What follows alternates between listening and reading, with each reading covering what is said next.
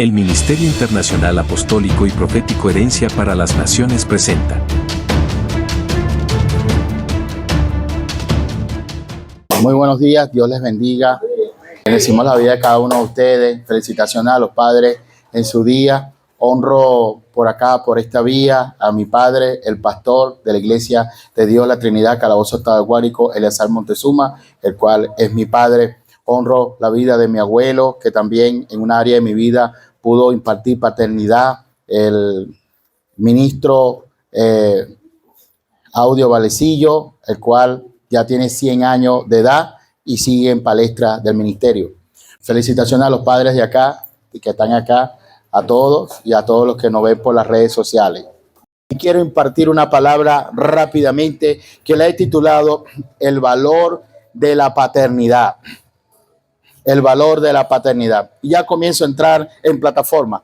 Número 1, la palabra valor es darle una importancia útil. Y la palabra paternidad viene de una palabra etimológica en el griego y es la palabra pater.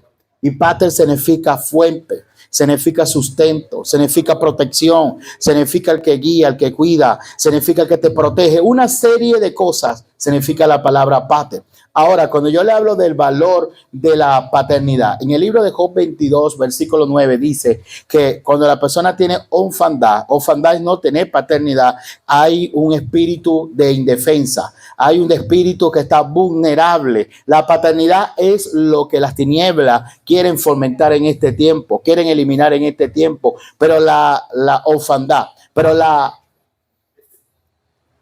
paternidad es el diseño que no nació en el cielo, no nació en la tierra, sino nació en el cielo. Dios es Padre, el Hijo y el Espíritu Santo es Espíritu Santo. O sea, es un diseño que viene desde el cielo. Y el libro de Génesis, capítulo 2, versículo 7, dice que Dios formó. Una de las cosas que tiene la paternidad es que forma al hombre y después le sopló. Después que lo forma, le activó, le ordenó un ministerio, le sopló, le impartió.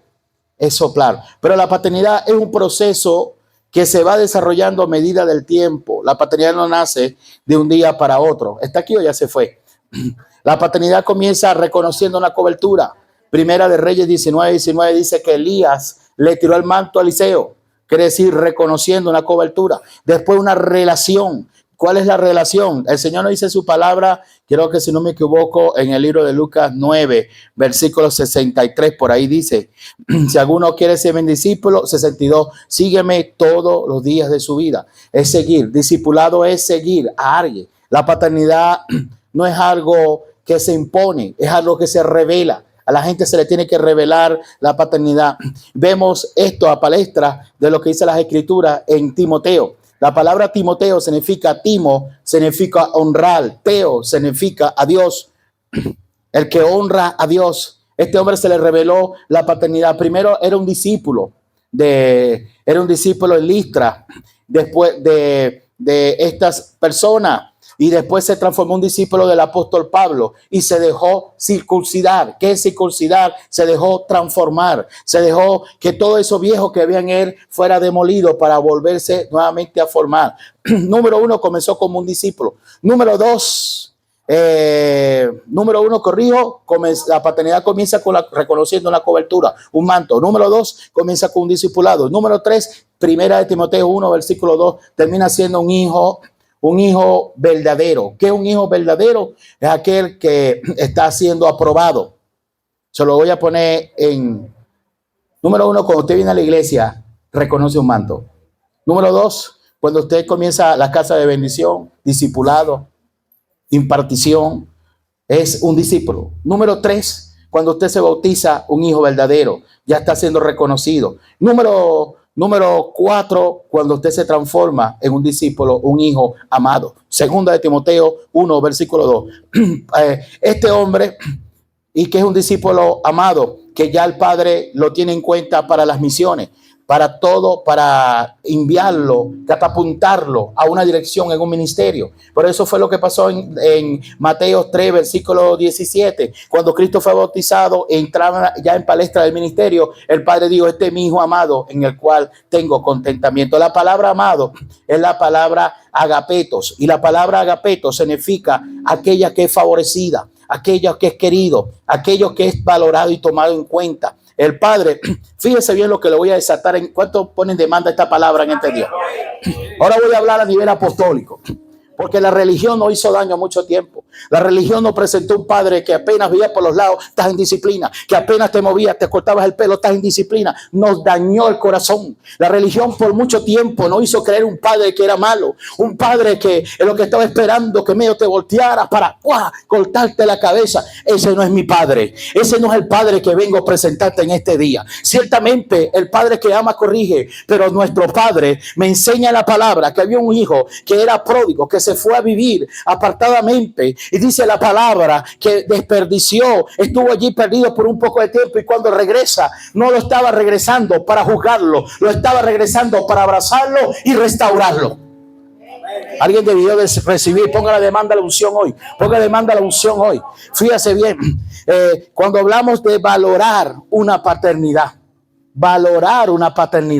si hay algo que tiene la sociedad en esta hora, que tiene un espíritu de orfandad. ¿Y qué es orfandad? Un rechazo a la paternidad. Porque tal vez tuviste una experiencia con la paternidad en el pasado. Alguien me dice algo hoy, me dice, mueva su mano para saber que está vivo, que está aquí. Existen 3 tipos de paternidad. La del cuerpo, que es tu padre biológico. Y puede venir de 2 características: el que te creó y el que te formó.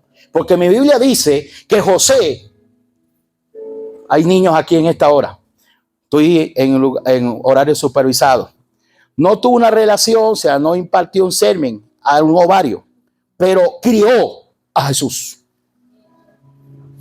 Ahí donde viene el dicho que el padre no es el que hace, el que engendra, sino el que cría. Y lo hizo bien. Ese es, número 1, el que te procrea. Número 2, el que te forma. La paternidad física. Pero la paternidad del alma es la que un padre espiritual te da. La formación de un padre espiritual en tu alma. Apóstol, profeta, maestro. O sea, mayormente en la paternidad apostólica y profética. Pero la paternidad celestial es la que nuestro Padre ha venido a impartirnos. Pero la religión nos hizo creer que eso no era de Dios, y activa un solo versículo de las Escrituras para refutar diabólicamente a la paternidad, para decir que no es de Dios, que eso es manipulación, como muchas otras cosas más. Pero dice Mateo 23, versículo 9, no llames padre ningún hombre en la tierra, porque padre es el que está en los cielos. Pero no lee el versículo que viene, que es el versículo 10, y tampoco llames a ninguno maestro. Donde hay una casa apostólica, hay una plataforma de paternidad. Lo apostólico imparte genética de paternidad. Pero fíjese bien esto. Ellos leen un solo versículo, pero la Biblia hay más de 50 versículos que habla de la paternidad. Y el que trajo la revelación de la paternidad fue mi Señor Jesucristo. ¿Está aquí o ya se fue? Y cuando has tenido varias experiencias en la paternidad del cuerpo, te cuesta ver la paternidad del alma y la paternidad del espíritu como una paternidad legal. Vamos a la Biblia, provócame en este día, ponga demanda. Primera de Samuel 24, versículo 10 y versículo 11.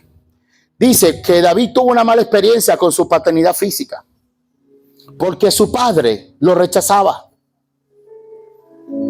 Su padre no lo aceptaba, no lo valoraba, lo veía como el menor de todos sus hermanos. Él era el menor, pero lo veía como lo poquito, rechazado. Y cuando se consigue una paternidad, vamos a ponerlo así, espiritual, era de reinado, pero vamos a llevarlo espiritual, no lo ve como una paternidad, lo ve como una autoridad. ¿Y sabe cómo lo llama? Mi rey, el pastor, no mi pastor, el apóstol, no mi apóstol. Lo ve como autoridad, mas no como paternidad. Por una mala experiencia que tuvo en el pasado con su padre físico. Después, 1 Samuel 24:10, lo ve como el ungido. Reconoce que hay una unción sobre él. Oye, Dios lo usa, sí, Dios, pero hasta ahí. Pero lo último, lo llama mi padre.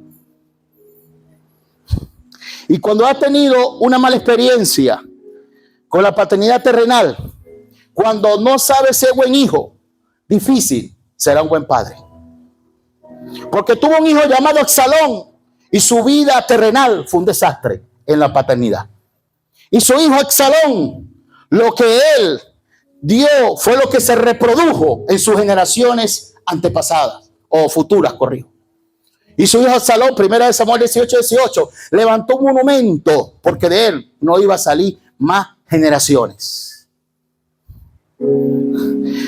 Razón que el Padre Celestial ya conocía ese futuro y le puso un nombre que se llama David, que significa el amado. Por eso que le escribe el Salmo 27:10, que dice que aunque mi Padre terrenal me dejare, con todo eso el Padre Celestial me recoge.